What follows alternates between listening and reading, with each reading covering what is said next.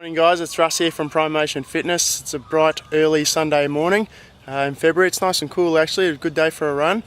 I'm meeting my best mate and long-term training partner Mark. We're going to head up the hill this morning, have a little meeting in our favourite office. I'll show you when we get there, but this is a bit of a look at where we're heading. I'm sort of in Croydon South at the moment, just outside of the Dandenong Ranges out east, and I'll just show you where we're heading. If we pan around here, you'll see where Mount Dandenong is. Turn that around so we can see. Hope that sun's not in your eyes there. A little bit foggy up the top. I'll just move over here so the sun's not quite so in our face. And it's probably a little bit hard to see from here, particularly with the cloud cover, but if we zoom in a little bit, you might be able to see the TV towers there at the top of the Dandenongs. Just sort of near Alinda.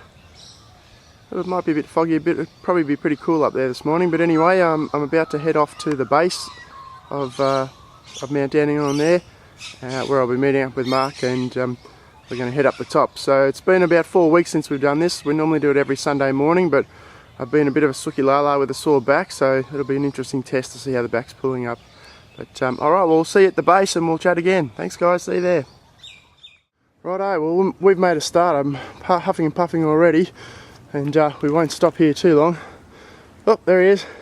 Won't stop here too long because a bit of a traffic jam already this morning. It's a really popular spot for people you know, who do hiking, etc. A lot of mountain bikers get around up here, and those people are preparing themselves to do the Kokoda track. Often use this as a bit of a training ground. So I can hear these people creeping up behind us, so we better get a move on. Alright, I'll talk to you again soon. Alright, we're just taking a little pause so you can get a bit of a look at the terrain. This is how shitty it is to try and climb. Just past a couple of guys preparing for the Kokoda trail. Might be able to see them down there. And look, I forgot to mention the objective for this session is just to try and keep the heart rate around the 90% mark. As you can see on the watch, we've only been going 5 minutes and really the heart rate's up sort of around the 90, which is good. That's where we want it to be, so it doesn't really matter how long it takes us to get there.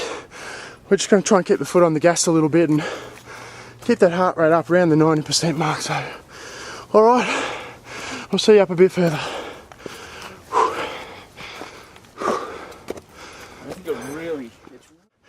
About 10 minutes into it, pretty damn steep. There's some people, again, been up nice and early. They're making their way back down, which is actually pretty tricky. What are we doing? Heart rate around 94% of the maximum heart rate, so we're going alright. Have a look at this terrain, it's really bloody challenging. So alright, I better get back to work. See you in a few minutes. Times on the track. Fancy that. God, the people you meet crossing paths going up while they're going down. We won't dob the sergeant in there. She's threatening me now. Don't YouTube me. Oh dear. It used to be.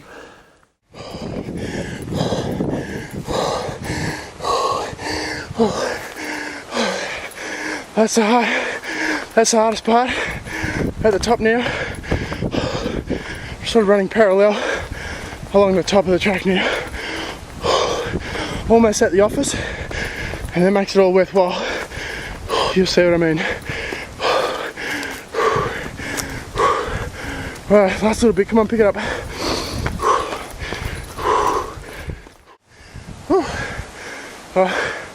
This is basically the finish line, as far as I'm concerned. Oh man, there's Marky's got the kettle on for us. He's a good man. Alright. Well, let me show you why we do this.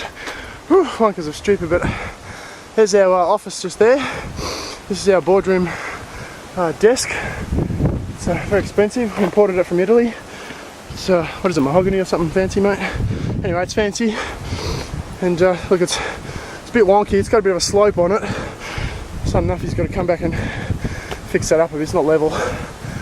But we're pretty damn high, and if you can't see it because of the light in the background, there's a TV tower right there. And just to your left, the sun's right there, so I won't show you that, but fence there, that's it. So what we looked at this morning when I first rubbed my eyes was that, but from probably about 3 or 4 kilometres away, just coming up to the top of the hill with heart rates monitors gone beep. That's 1 kilometre that we've just oh hello, there he is, 1 kilometre that we just ticked over. So it's a little bit over 1 kilometre to get from the base of the hill here to the top. But anyway, step into my office, grab a seat. I might sit up the back, hey, with the tufts. Oh man, and this makes it all worthwhile. Bit slippery, so watch yourself.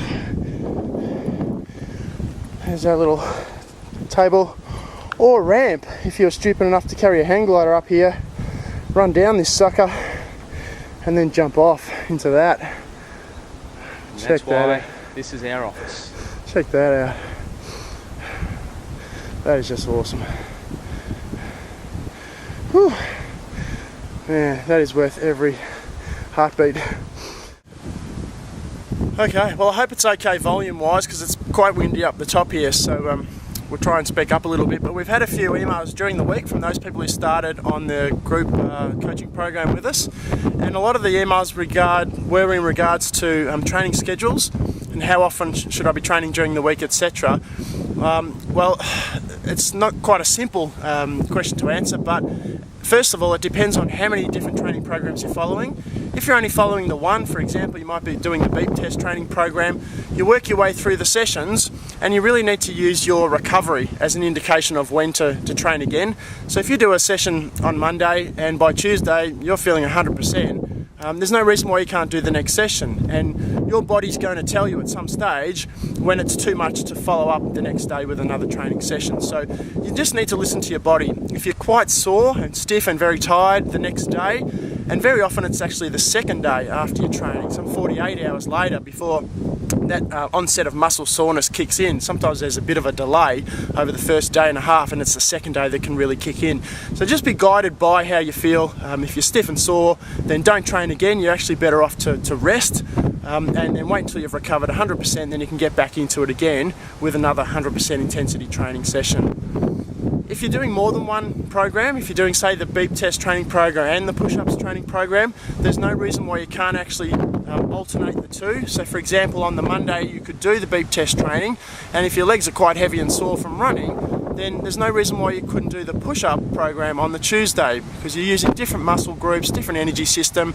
It's quite a different thing for your body to do the beep test training as it is to do the push-ups training. So you can overlap them like that. You'll probably find that when you've done your push-up program, the next day or two you'll be quite sore in the chest and shoulders from all the pushing and using those muscle groups. But in the meantime, your legs have got their petrol back again now. They've recovered from the beep test training session, so you're right to go into the beep test training program again. And so that you end up sort of leapfrogging the two over themselves.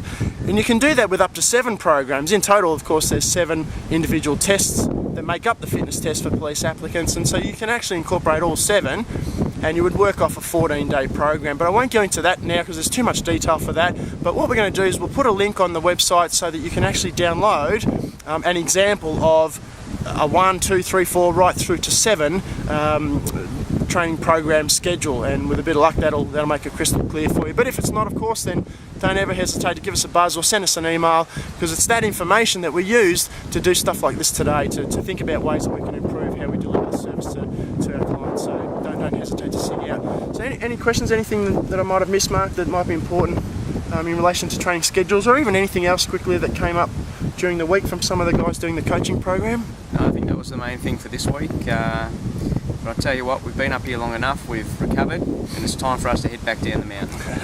There he goes again. I can't even get my breath back and he's off again. Okay guys, well thanks for joining us. We'll see you at the next coaching program. Sing out if you have any questions in the meantime. We'll give you one more look at this and then we're heading off.